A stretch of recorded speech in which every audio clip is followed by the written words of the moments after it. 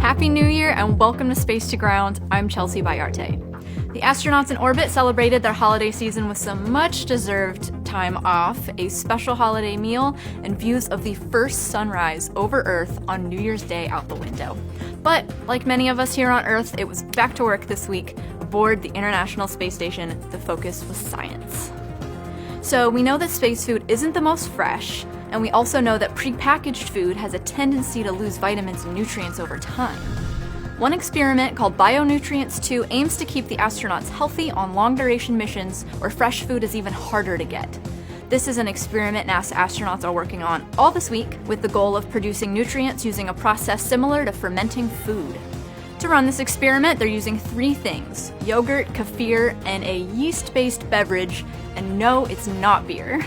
In addition to getting their nutrients through packaged food, astronauts sometimes get to play farmer and grow nutrient-rich crops to eat. Dwarf tomatoes are growing aboard the International Space Station's vegetable production system. They're being grown under 2 different light sources to study the difference in fruit yield, nutritional composition, and microbial levels. Of course, astronauts get to eat their crops when their experiment is done, and they'll be asked to rate their flavor, texture, and juiciness. However, harvest time is not here yet, and the astronauts will spend this week checking on the plants and watering if necessary. Speaking of crops, how does microgravity affect the germination of carrot seeds, quinoa, or basil? The researchers hoping to learn more are actually students, and they don't all revolve around food either. There are 26 experiments in all, and the students are as young as 5th graders all the way up through the college level. NASA astronaut Frank Rubio and Japanese astronaut Koichi Wakata will work on those for the students this week.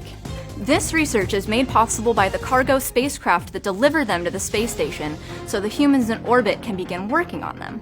Sometimes these space freighters can even deliver some science experiments back to their researchers on Earth for further evaluation.